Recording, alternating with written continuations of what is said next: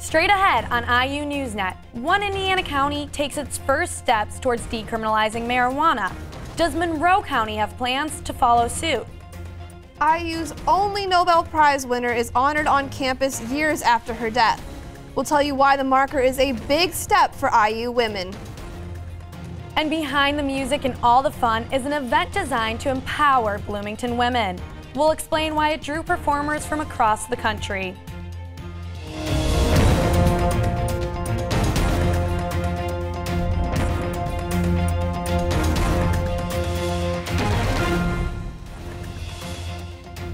Welcome to IU NewsNet. I'm Libby Grossman. And I'm Katrina Nickel.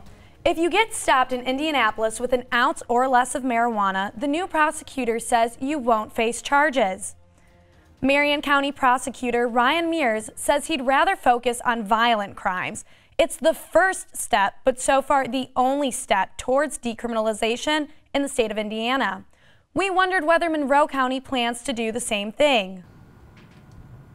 Marijuana in Indiana, criminal or not?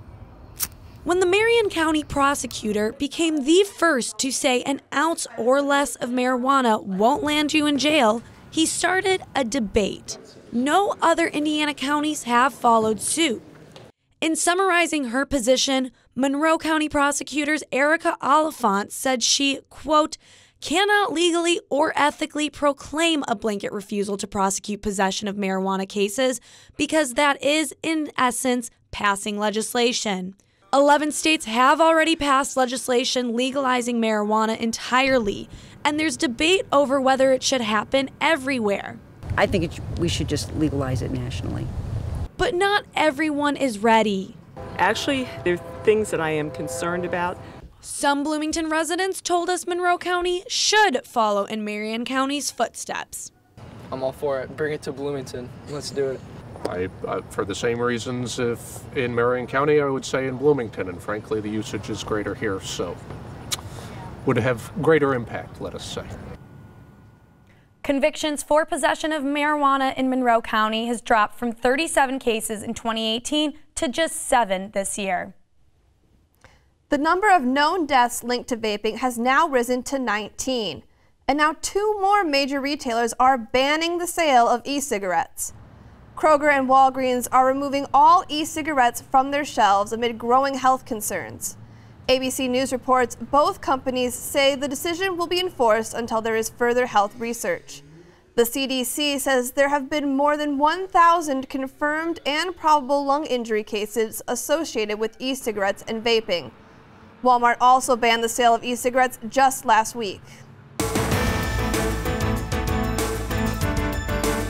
We have breaking news just into IU NewsNet. A 9-year-old boy visiting campus is en route to the hospital after an incident near the IMU. This is the aftermath. What we know now is that something happened to him in or near the Jordan River. Police confirm the boy's father started CPR and paramedics then used a defibrillator to revive him. This happened Thursday afternoon at 2:25 p.m. and the captain of IUPD says emergency response was almost immediate. But first and foremost, I want to thank our officers because they did a fabulous job of jumping in. They didn't miss a beat, and they started CPR and used our defibrillator to try to bring the young man back to life because he was lifeless at that point. You can get updates on the IUPD Twitter site. IU efforts towards cybersecurity just got a boost. IU has been gifted a $12.5 million grant from the National Science Foundation for the 3rd time. The money will go towards what's called the Trusted CI Cybersecurity Center of Excellence. This Trusted CI is led by Indiana University but collaborates with experts from other universities. Trusted CI works directly with the science community to improve cybersecurity so that projects can focus on their scientific endeavors and not their security. IU's very own Nobel laureate now has a permanent marker on campus, with more to come. The late Eleanor Ostrom has become the first on Bloomington's campus to receive a historical marker honoring IU's bicentennial. But it's not the only first. In addition to the marker, a statue of Ostrom will be placed next to it, the first statue of a woman on IU's campus ever. Students and colleagues from Ostrom's time at IU were at the ceremony to remember the woman they describe as one of the most humble people they've known. Just a fabulous person, and when she retired, I retired. I didn't want to have another boss at IU after her. It'd be a tough act to follow. So I think this is a appropriate honor for her, and the statue is going to be great. Ostrom was awarded in the Nobel Memorial Prize in Economic Sciences in 2009, just 3 years prior to her death. Impeachment pressure is mounting for President Trump, and some visitors from Ukraine here on the IU campus are watching with interest. Democrats say the president held back aid to Ukraine while pressuring them to investigate a situation involving Joe Biden's son, who was on the board of a Ukrainian company. That could amount to encouraging foreign aid to sway an election. 2 visiting faculty members from a university in Kiev, as well as a Ukrainian PhD student here at IU, say they are worried this could damage their fragile, developing democracy. Both Trump and Biden both cross the lines on the correct foreign policy, and try to think critically that even American democracy, with one of the first, one of the most stable, most powerful in the world, and so on and so forth, is not perfect. He says he hopes the situation changes for the better and says it provides a good lesson in the discussion of foreign policy. The last day to register to vote has come and gone, but we wondered how engaged students really are this political season. IU NewsNet's Carly Van Cleve joined us in studio with more. Carly? Thanks, Libby. As local elections approach on November 5th, some people are emphasizing the importance of voting. Monday was the last day to register to vote in Indiana for the upcoming local election. Monroe County Election Supervisor says more than 16,000 people registered to vote this November. However, if you miss this deadline, you can still register to vote for the primary in May, the presidential election in November 2020. But why bother to vote in a local election? Local lawmakers make city decisions about parking, safe streets, public transportation, and other things that affect your daily life. It's incredibly important for students to be able to vote because it is incredibly important that everybody have a voice in the political process. And we need to make sure that our elected officials, from the White House to the courthouse, are listening to young folks. While local elections often don't draw as many voters as national races do, officials point out that voting plays a critical role in our democracy. Again, that local election is November 5th. So have you guys registered to vote? Actually, I did the other day. They stopped me on campus. I'm registered in my hometown. Well, that's fantastic. Yep. And still ahead, have you seen purple flags in Dunn Meadow? There are 2,000 reasons why they are there. And breaking down barriers over a cup of coffee, but this time it's coffee with cops. And it's all about connection. We'll tell you who showed up.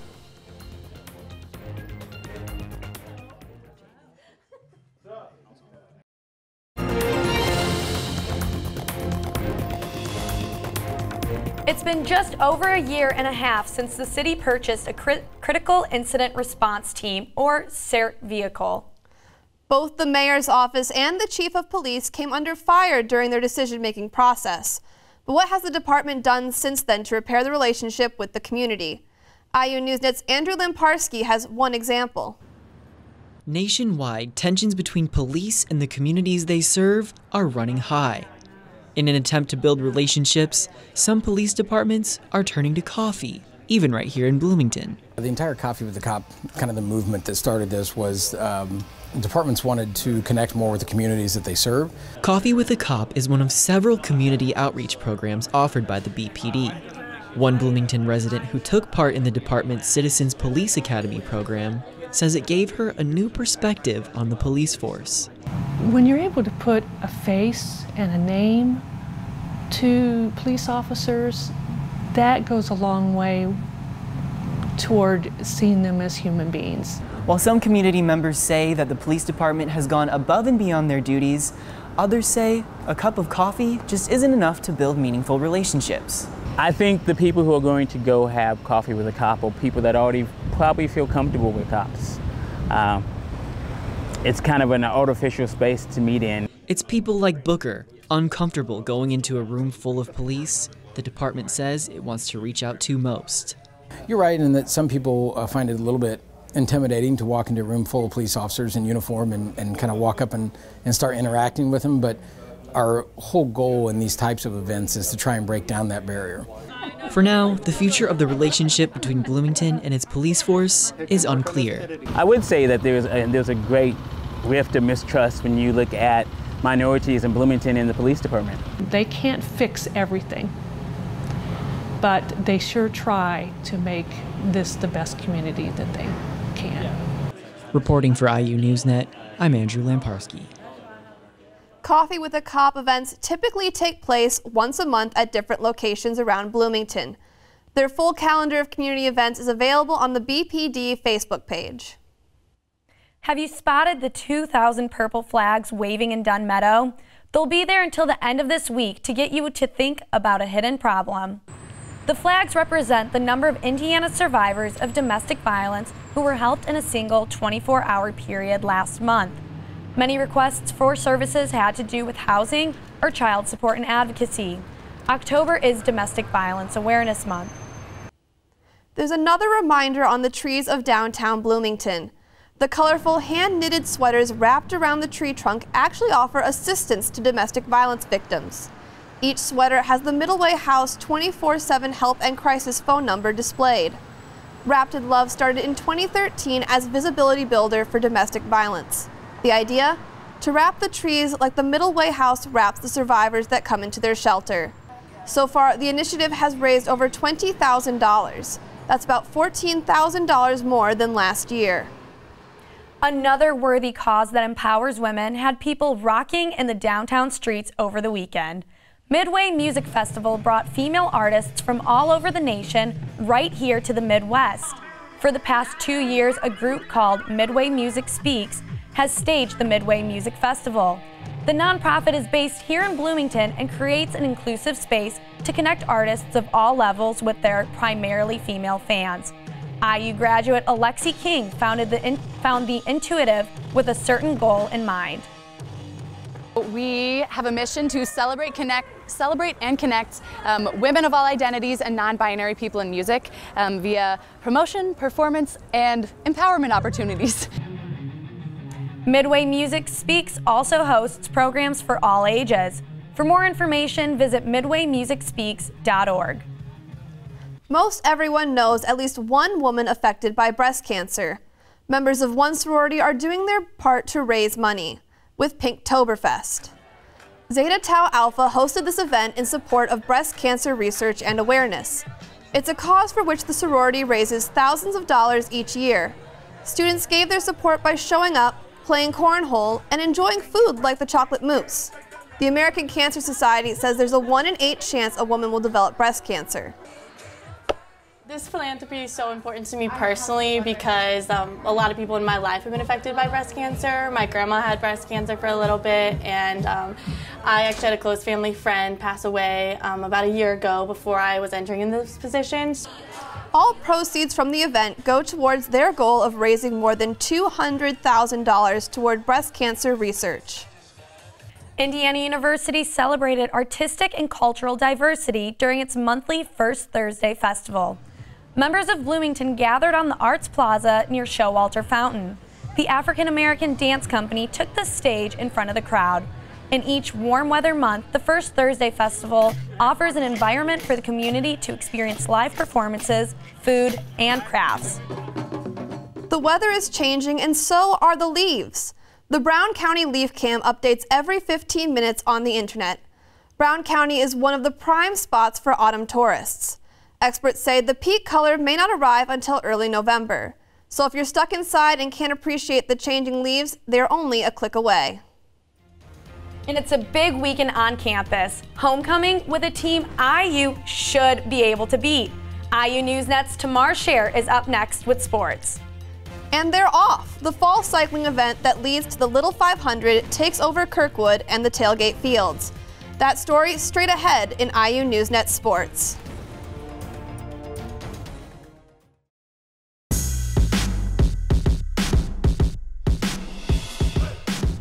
We are so happy to have our guest sports anchor in for the first time. Tamar, welcome. What can you tell us to expect from homecoming? Thank you guys so much for having me. Indiana will face Rutgers for homecoming this year. After enjoying a bye week, Indiana football will return to Bloomington alongside many alumni for a homecoming matchup against the Rutgers Scarlet Knights. We take a look at the fanfare from last year's homecoming matchup against the Hawkeyes from Iowa. Now, Iowa ended up winning that game 42-16, but the Hoosiers are hoping for a better result in this year's homecoming matchup. The Hoosiers will face off against the Rutgers Scarlet Knights, who have had a rough season to say the least. With Rutgers' record of 1-4, it is safe to say the Hoosiers should be the heavy favorite. Earlier this week in his press conference, Tom Allen mentioned the homecoming hype. Allen said, quote, "We are excited to be able to be back home and have a great homecoming crowd. The game is slated to kick off at noon on Saturday." Now let's head across the street to Assembly Hall, where this past Saturday was the ceremonial rollout of the 2019 men's and women's basketball teams. Hoosier hysteria was on full display as both the men's and women's squads were able to debut their talents in front of Hoosier fans young and old. Both teams competed in a co-ed three-point competition and skills challenge. Indiana legend Calbert Chaney was the Hoosiers' guest of honor. Chaney even had the chance to be a judge of the 2019 dunk contest.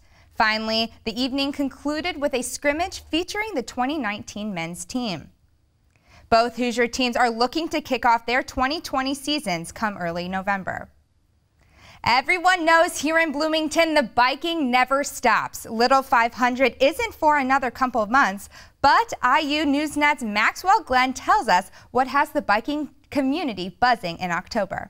3, 2, 1, go. On a weekend in Bloomington, Kirkwood Avenue and the tailgate fields are popular destinations, but on the first weekend of October, it wasn't football or nightlife that brought people out. It was the fall cycling series. A lot of people don't realize that we have a fall cycling series and also a spring cycling series. And obviously the largest event of the spring is the Little 500. There's people that'll come here to watch the race, but there's also people that just kind of stumble into it. Individual time trials were canceled on Friday, but the series carried on with its first event. Whether spectators meant to end up there or not, the sidewalks were filled as the street sprints kicked off the weekend. We have a bunch of riders starting down at that end of Kirkwood, and they're racing 200 meters down here in kind of a drag race style event. I wouldn't say it's like a Little 5 skill, but it's fun to be able to sprint down Kirkwood and blow through all the stop signs. Now over 170 bikers take part in the street sprints here on Kirkwood, all from different groups and organizations. The one thing they do have in common is the bike. Every bike's the same from year to year. The only difference is just the way they're painted. They're all one-speed bicycle. They're all back brake bikes. Pretty streamlined for every person. You'll see a variety of bikes out, maybe like the 2019 from last year, but then I'm sure there's some old ones from like 2005, 2006. So that's kind of cool too, because it incorporates a little bit of like Little 5 history. It is these same bikes that were used in the second event of the weekend, cyclocross. And it's kind of a combination of cycling and cross country, where we're at the tailgating fields and you are running through the course with your bike, you're biking on it, and then you have to get off at certain points. It's bumpy. You have to really get used to going around like little divots and just kind of things that are obstacles, things that are in the way. The different events counted for rookie requirements and helped riders begin preparation for the Little 500 in the spring. For IU NewsNet, I'm Maxwell Glenn. Well, another day, another overtime draw for the Indiana men's soccer team.